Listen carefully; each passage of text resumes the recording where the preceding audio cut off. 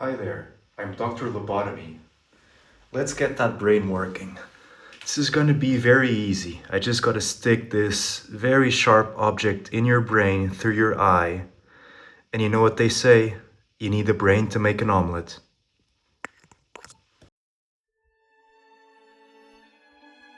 The human obsession with understanding the mind and its physical substrate, the brain, has led to many horrible, gruesome trial and error attempts. In this we can group a bunch of approaches that are united by the principle of picking up a drill-like object and making holes in the brain to see what happens. When I say this, many of you are immediately drawn to the practice of a lobotomy.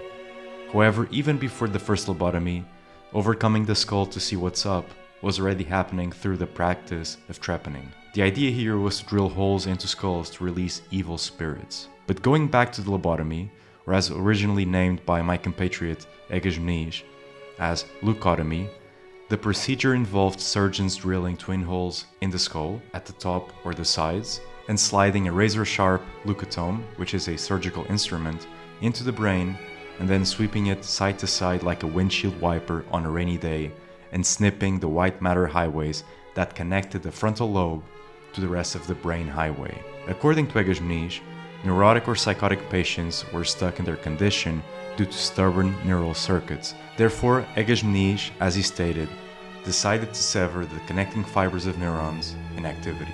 Some of these procedures were rather quick, lasting only 10 to 15 minutes, sometimes even 5 minutes, and over time the practice suffered some adaptations, where many of these operations consisted of using a surgical instrument, kind of like an ice pick, that would then be inserted transorbitally, so basically through people's eyes into the frontal lobe, and then when inserted, it would move around, severing and mashing parts of the frontal lobe. As a short neuroscience strip, the frontal lobe, which houses the prefrontal cortex, is responsible for what we call the executive functions.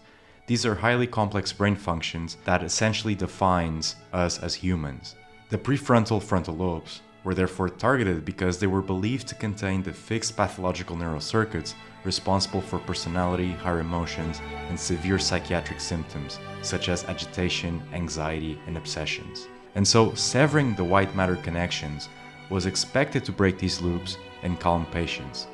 And this was based on a 1935 primate study, which showed that this type of procedure reduced the emotional reactivity after frontal lesions. Given that the precision of the practice was low, as the surgical instrument would cut somewhat randomly whatever brain hardware was in its reach, there are countless of tragic stories of individuals who were unfortunately submitted to this kind of procedure. One of the most popular ones is the case of Rosemary Kennedy, who had to be institutionalized after being the victim of a lobotomy. Women in general were disproportionately victims of lobotomies, as even cases of what back then was called as female hysteria or troublesome women were prime candidates for this type of procedure. For example, by 1942, 75% of lobotomies done by Freeman and Watts, two prominent neurologists of the time, had been performed on women. In several cases, the procedure made agitated patients docile, yet at a great cost. Real treatment and healing didn't seem to be the reward function, but more so maximizing manageability and making these individuals easier to handle. So let's look at what happened to these individuals after their lobotomies. Overall, these procedures produced what we call frontal lobe syndrome, which is essentially the emergence of deep deficits in higher functions of the brain such as planning, social behavior, and motivation. Patients typically showed reduced agitation, anxiety, and emotional reactivity, which was the intended effect of these procedures, but developed profound apathy, emotional blunting, loss of initiative and motivation, saw an increase in childlike behavior, and had impaired executive functions such as planning, judgment, concentration, and foresight, alongside deep alterations in their personality. Basic intellect was often relatively preserved, yet many of these patients were unable to live independently. Some additional complications included epilepsy, incontinence, and surgical mortality from infections and brain bleeding. I must mention that outcomes varied by lesion size, location, surgical technique, and the severity of the pre-existing illness, and that larger or asymmetrical frontal lesions were sometimes associated with better psychiatric symptom relief, but worse cognitive behavioral deficits. Overall, schizophrenia patients showed the highest rates of improvement in agitation, yet remain chronically impaired overall. To conclude, the severing of prefrontal thalamic and prefrontal limbic pathways, for the most part, ended up being catastrophic.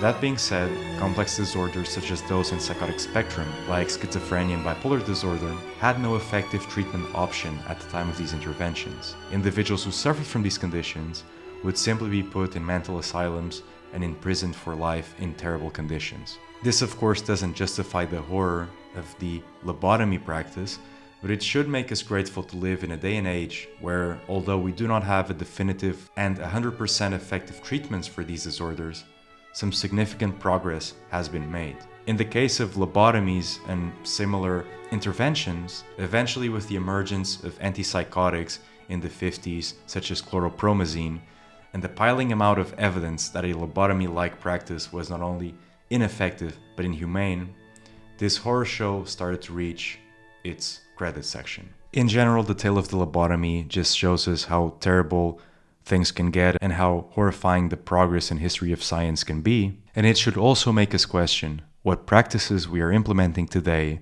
that will be seen in 100 years as barbaric. Hope you enjoyed this video, and let me know if you have any questions related to this topic and whether you found this video insightful.